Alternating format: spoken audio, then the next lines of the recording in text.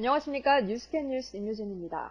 부산 사상구에 출마를 선언한 새누리당 손수조 후보에 대한 소식입니다. 4.11 총선 공천이 시작되면서 부산 사상구 공천 후보로 거론되고 있는 새누리당 손수조 후보에 대해 민주통합당 문성근 최고위원이 문재인 후보를 대신해 신경전이 벌어지고 있어 관심을 모으고 있습니다. 민주통합당 문성근 최고위원은 새누리당 20대 신인 손수조 씨에 대해 너무 장난스러운 느낌이 든다며 신인이 언급되는 것은 나쁘지 않다. 어차피 질 것이기 때문에 화제성을 위해서 내세운 방법일 수도 있겠다고 말했습니다. 이에 대해 새누리당 손수조 예비후보는 사상구에 직접 가보면 대선 후보로서의 문고문 지지율이 국회의원 지지율로 바로 연결되는 게 아님을 알 수 있다며 문고문을 이길 자신이 있다고 자신했습니다. 문재인 후보는 노무현 전 대통령 진영을 대표하고 있고 손수조 후보는 최연소 공천 신청자여서 이래저래 두 후보에 대해 관심이 높아지고 있습니다. 그러나 실제 두 후보와의 경쟁이 벌어질지는 아직 미지수입니다. 손수조 후보 공천을 놓고 새누리당 내에서는 논란이 계속되고 있기 때문입니다. 당내에서는 문재인 맞상대로는 괜찮다는 의견과 언론에서 조명하는 것과 지역을 대표하는 의원과는 차이가 있다는 의견이 팽팽히 맞서고 있습니다.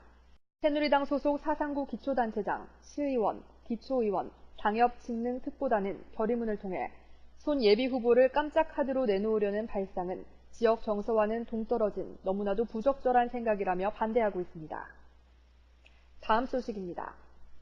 새누리당이 공천자 명단을 발표했습니다. 이날 발표된 명단에는 친이명박계 핵심 인사였던 이재호 전 특임장관을 비롯해 서병수, 김세연, 차명진 의원, 전재희 전 보건복지부 장관, 황영철 대변인, 정운천 전 농림수산식품부 장관 등이 포함됐습니다.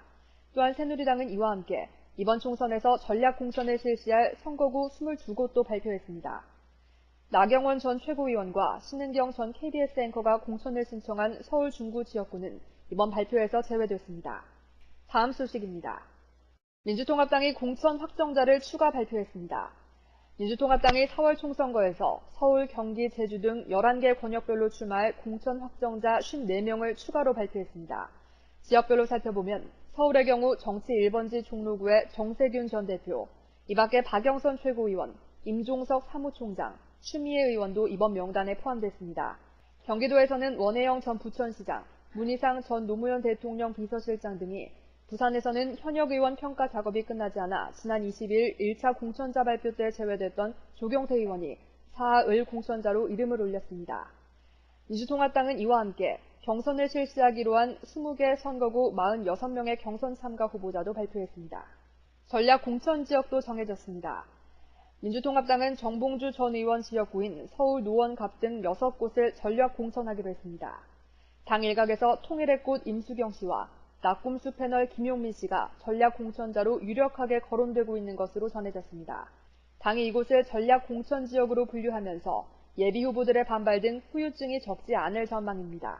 다음 소식입니다. 여권의 정치원로인 김덕룡 민족화해협력 범국민협의회 대표 상임의장은 27일 새누리당은 특정인을 위한 정당으로 사당화의 길을 가고 있다고 비판했습니다. 김 상임의장은 단절해야 할 것은 과거의 독재 정치와 그 유산이요.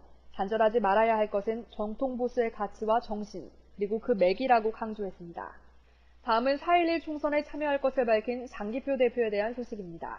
장기표 신문명 정책연구원 대표는 27일 오후 2시 수훈회관 대강당에서 녹색통일당 창당대회를 개최하며 4.12 총선에 본격적으로 참여할 것을 밝힐 계획입니다.